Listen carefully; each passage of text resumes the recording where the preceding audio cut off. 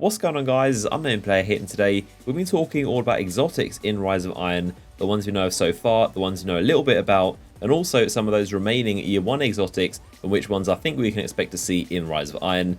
So the first one I want to talk about is the new exotic Khvostov, which is one of the most noteworthy exotics in the game. It's a very interesting weapon. We know quite a lot about it, and I'll be going over exactly its perks and some shots of the weapon in action, and then we're going to talk about some of the exotics we know of and some brand new ones we've got slight descriptions of. So let's take a look at this Khvostov. It is very customizable and has the most perks on any weapon in the game. So as you can see, it's got a ton of upgrades, and this is basically the exotic auto rifle as it stands. Obviously the icon is a temporary placeholder, it says temp on it, but what isn't temporary is the perks. So the first scope is a classic scope. This is the original Khvostov one, optimized range and stability. The next one is a modernized scope with increased zoom and also target acquisition.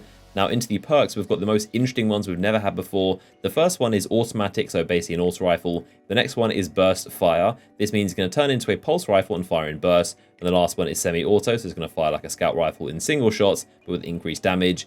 We also have hammer forge as a perk, which is going to increase the range. Rifle barrel, which increase the range for a slower reload, so a very good perk there. Also brace frame, which increases the stability and reduce the range and magazine. Then we have also extended mags, which can increase the magazine size.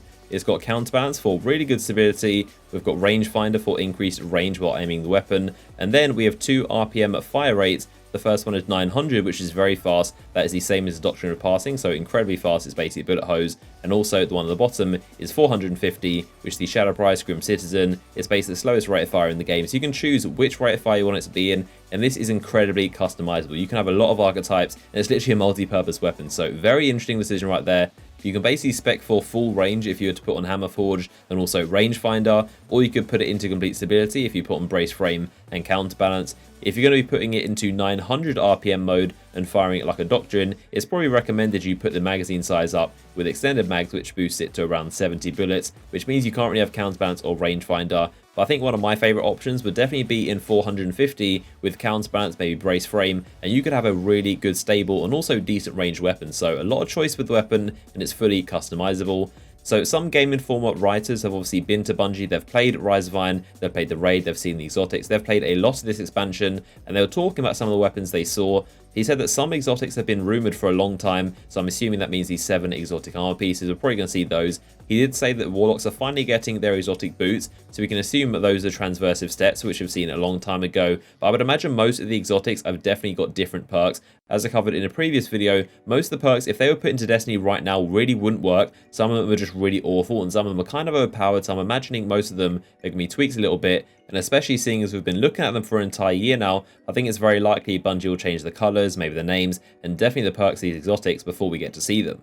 So he also said they're completely brand new exotics that no one's ever heard of. He described one of them is a Sidearm, which looks like it's a Robocop gun, which is pretty funny. He also mentioned a Sieva-based pulse rifle, which has a feature based where when you get precision kills, it causes a cloud of energy to burst out from their heads and seek enemies. So that to me sounds identical to that attack that Splicers can do, but we can use it on them instead of them doing it to us. I think especially as this weapon is Sieva based, it's almost definitely this seeking orb thing that bursts out the enemy's head and seeks enemies instead of us. So of course there's also the Thorn returning in Year 3, that has been confirmed too. It's going to have its own separate quest. We don't have any details of how exactly the quest is going to go down. I'm assuming it's going to be hard, but Thorn is back, whether you love it or hate it. It's going to be returning in Year 3, and also it's going to have its own separate quest to find it. There's also, of course, Gjallarhorn, which is an exotic rocket launcher returning from Year 1, and you're going to salvage a bunch of relics from fallen guardians and build the thing yourself. Apparently it's a very difficult quest, so everyone is getting the gold version from the quest, and you can also get the iron version, which is black and silver, from pre-ordering. So now is the question of the other weapons from Year 1, which still haven't made an appearance yet in Year 2 or 3.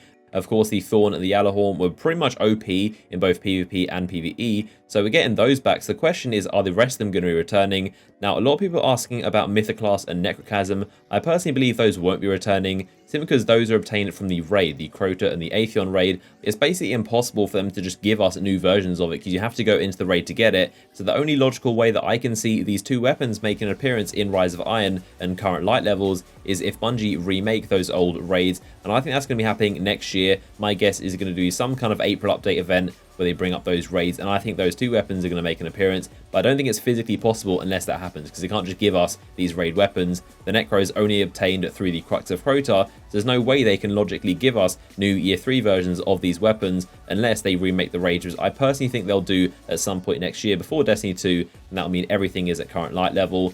Now, Bungie have talked about remaking the old raids previously. I've covered it on my channel, and they've said essentially they're only going to do it if it's meaningful and if they can find a proper way to do it. They're not just simply going to bump up the light levels without doing anything. They want to properly update the raids and make them actually interesting. So I think they're probably building a whole set of new weapons and armor we can obtain from the raids and make it meaningful like they said. But I think that's going to be coming at some point in the future. But those two weapons are some of my favorites in Destiny. They're really awesomely designed. So I'm hoping they make an appearance soon, but I think it's going to be happening when they remake the old raids. So there are two other weapons which haven't made an appearance yet, and those are the Pocket Infinity and the IceBreaker. I can't really imagine why they held back the Pocket Infinity and why we haven't got a new version of it, but it was very good in Crucible, maybe that was a reason. Of course, IceBreaker was very, very good in PvE, but if they're bringing back the Thorn and the Gjallarhorn, I think it's almost definitely going to happen. We're going to get Pocket Infinity and IceBreaker. I think there'll probably be quests tied to them, but the Mythoclast and Necrasm on the other hand, I highly doubt it, because those are raid weapons. So that is everything we know so far about the exotics in Rise of Iron, and also my thoughts on some of the missing ones. Leave your thoughts down below in the comment section, anything you're really excited about, anything you really want to see in the expansion. If you enjoyed the video, give it a like rating, and I'll see you guys in the next one.